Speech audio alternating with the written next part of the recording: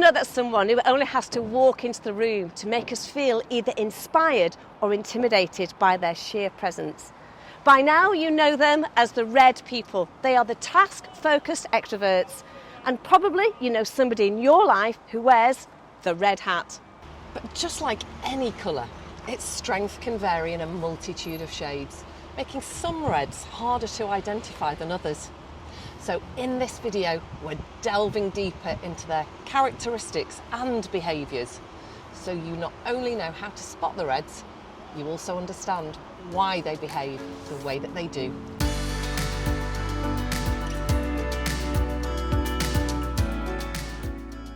Now, if you're new to our channel and you've joined us to learn all about the dynamics of human behaviour and why some people are instant best friends while others, well, they simply drive you crazy, it's going to really help you if you check out the other videos in our playlist, and you can watch all those here.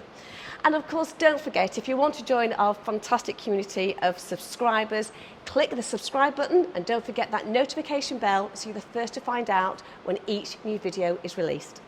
So this week, it's all about reds, how you spot them, understand them, and get to know what's really going on in their active minds. But before we do, it's really important to explain that no one is 100% one colour.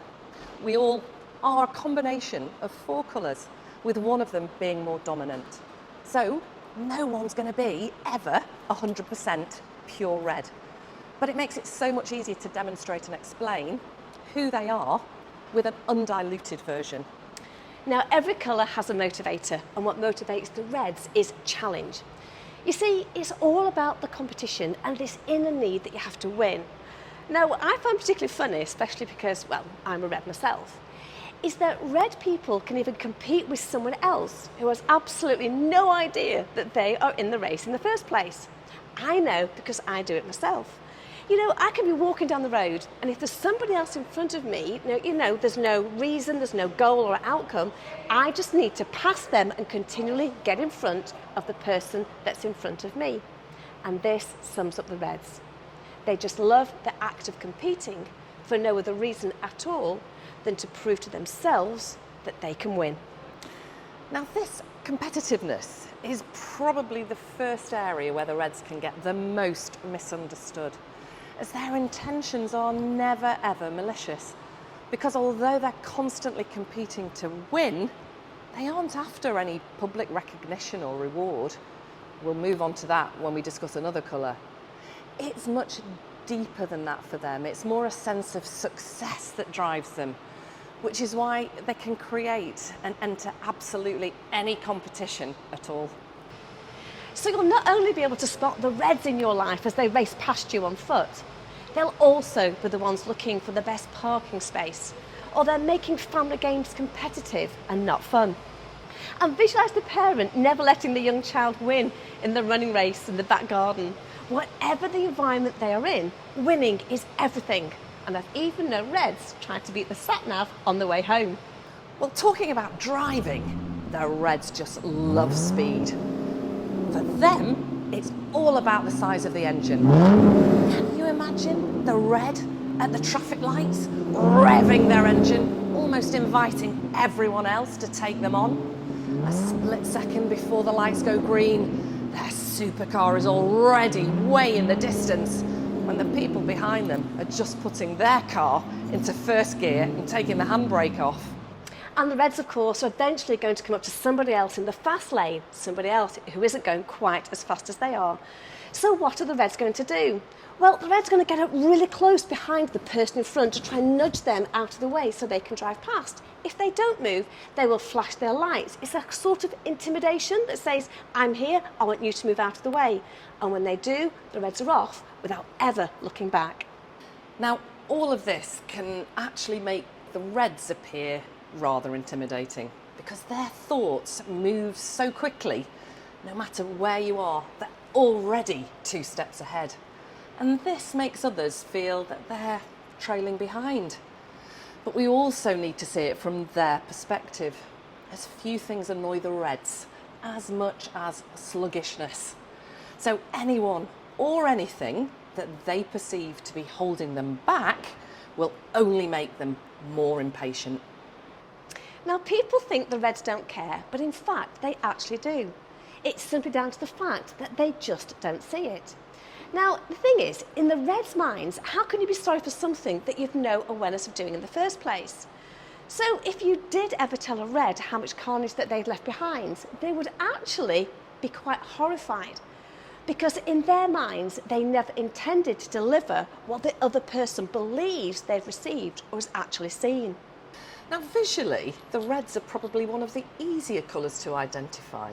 They're easy to spot because they don't conceal who they are, which is why you often hear them as the loudest in the group. And when they're talking, they over-explain in order to keep their voices heard. They will make comments on any topic, whether they know the answer or not, and they will always have an opinion. So whatever thought enters their heads, they have no filter system, and it just comes rolling out without really considering the consequences. So all of this that we've talked about makes the reds sound like they are domineering controllers, which as 100% red could be true. But remember that we said at the start that nobody is ever 100% of any colour with nothing else added. So our reds are always going to have at least one other colour that modifies their behaviour. So let's say, for example, we add a little bit of yellow, the motivator to the red. Then you've got your true entrepreneur, someone who makes a success out of personal or professional projects. And if they set out to landscape their garden, as an example, or to lose weight or even start their own business, whilst everybody else gives up at the first obstacle, it's the reds are the ones that everybody else looks on and envies as the ones that are there at the end and the successful winners. But what about spotting the reds on the phone, or by the way they might write an email? Can you really identify somebody's behaviour simply by the way they send a text? Well, the answer is undoubtedly yes.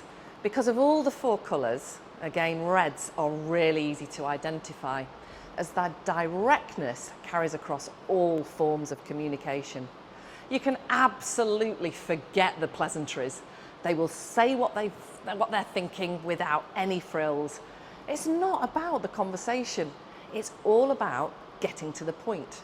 And in a text, they don't waste time on emojis. In fact, they'll probably ignore all types of punctuation. Any additional buttons that are needed to make capital letters, for instance. For reds, it's get to the point in the shortest time possible. So when communicating with a red, expect to receive an email or a text saying, what time you're home, or pick me up at 6, or even can't talk, I'm busy. Because this says everything that they need to say without wasting any unnecessary time or words. But if you aren't a red, it's really easy to take it personally, asking yourself why they are being so curt with you. But there's no need to be offended. As for the reds, remember, they are task and not people focused. So they are at their happiest when stuff is just getting done. And it never crosses their mind that anybody else wouldn't feel or think exactly the same as they do. Nobody likes conflict. Well, actually, nobody likes conflict unless you're a red. They're motivated by challenge, remember, and there's no better way to voice your opinions than when you've got a difference of opinion. Remember, it's all about the winning. So getting into a disagreement with a red is like a dog with a bone, as they will fight to the bitter end. And of course, if they believe they're right, it goes without saying that everyone else is wrong. But reds have an additional weapon when they don't agree with you. Because you see, reds are really quick thinkers, and they just always seem to know what to say and how to say it in a way that makes the listener almost crumble and beg for forgiveness. No, actually, I'm only joking. The reds are actually great communicators, but they don't suffer fools gladly. And with such a low level of tolerance, they can be quite direct and to the point. But if you remember how they drive past you without ever using this rear view mirror, well, when the red has made their point, they will move on. And it's already gone out of their mind, because in their heads, they're on to the next task without a second thought of how their behaviour has affected the other person. We could actually rename the reds Ghostbusters, because when your life isn't going quite to plan, or you find yourself with your back up against a brick wall, who are you going to call? It's the Reds. They are the ones that will step straight in and get whatever you need resolved without any need for praise or public recognition. They will absolutely stand up against anyone at any time. Why? Because to them it's all a challenge, and they won't back down until they've got exactly what they want. So the Reds, they're dynamic and they're driven to achieve goals that others simply dismiss as being impossible, because it never crosses their minds that they could ever fail. But it's not arrogance. It's more this, this unbeatable or unbreakable inner confidence that says, well, why can't I do it? So before we stand back in fear, it's really important to see the value that the Reds add when you actually want something doing. And that's why you often find the Reds as the heads of families, teams and social groups or companies. It's not because they make the best leaders, although the Reds can be very inspiring. It's because they don't give up or give in. You probably already started making a mental list of the people that you know that are Reds. Who do you think, Sue? Who comes to mind for you? Gosh, I'm trying to think of names that actually cross the water and everything else. I mean, Gordon Ramsay, I know he's a big name both in the UK and in the States. Yeah. He's direct, he's driven, he doesn't hold back. If someone's not working well in the kitchen, I think it also suits not only his character and personality, it also suits his profession. Yes, chef, what chef? Get on with it. Absolutely. Who else do we know?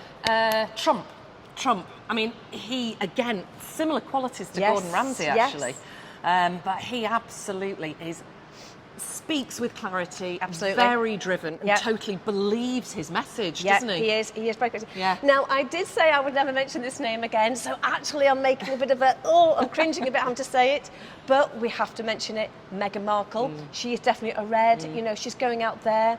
Of course, we don't know the full extent, I'm going to say all that again, but she is doing things without thinking, so we perceive, getting things done. And with Meghan Markle, of course... Piers Morgan. Walking you have off to mention him, when he walks don't off you? I the mean, TV he set. really doesn't have that filter. He says it as it is. Yeah. So who can you think of that's Red? Any other names? Do let us know in the comments. TV, celebrity-wise, anyone you know, pop the names down. Let's see how many Reds we can actually get, because sometimes it's not easy. Great idea. Of course, we all know somebody in our life who is Red. But if you'd like to find the confidence to deal with both the people and the situations that cause you stress or anxiety, well, there is no better time than to join me for my 8-week Find Your Confidence programme. But don't just take my word for it. Why not listen to what some of the lovely ladies that have been through the programme have to say?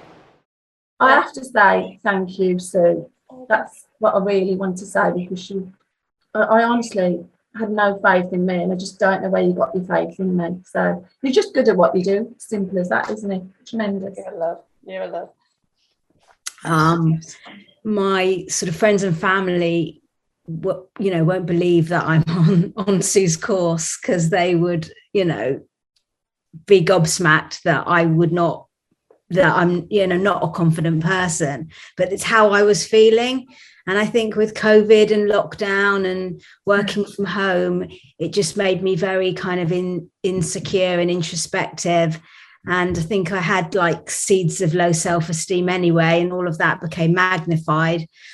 And also, hit 50s, perimenopause and all that. And it all came as a bit of a shock to me, to be honest. And that again affected my self-esteem. So I just felt, you know what, I just need to have a bit of self-care over this period, invest in myself, and spend a bit of time focusing on me.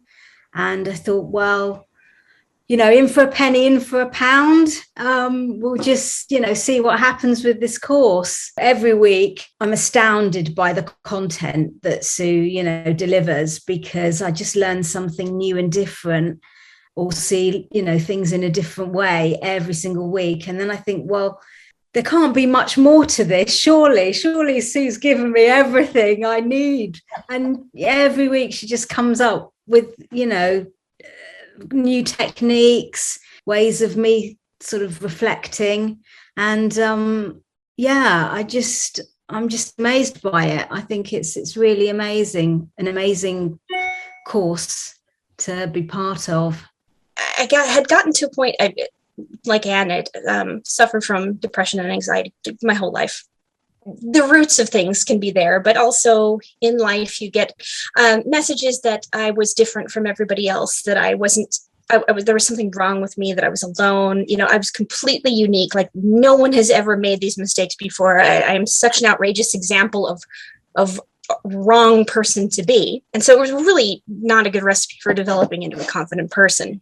Everything that everybody has said here is, in terms of what drew them to the class, is relevant for me. Not being able to call people on the phone, overthinking, not being able to engage in conversations with other people, looking like you're confident and you're doing fine, but inside just really not feeling it at all, feeling like an imposter.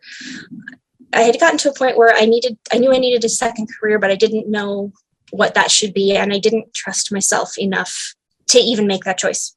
The weight of the world sits on me, and it's all down to me to fix everything kind of thoughts, and just zero confidence in myself. So did the class because I really wanted to ensure the best possible future. And I knew if I didn't get this beat, that it was going to keep coming back and biting me and just dogging me continually, and unless I just turned around and faced it and put it down. And the class did that. So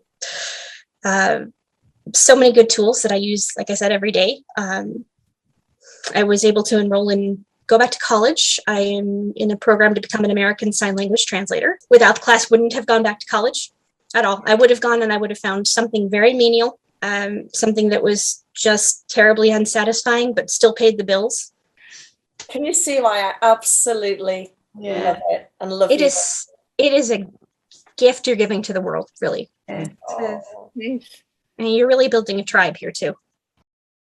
If you want to find your core confidence, email me the words "I want to find my confidence" to sue@sueblackhurst.com. So don't forget, this is just a part of a whole series of building better personal and professional relationships. So if you have someone in your life that you really struggle with, then have a look at the videos that are in the playlist. And I'd just like to say a massive thank you to AMARI Supercars for allowing us to come and have a look at and use this incredible showroom. Thank you so much, Saba, at AMARI. And visualise the parent that never lets the young child win the running race in the backyard. I snorted. I actually snorted.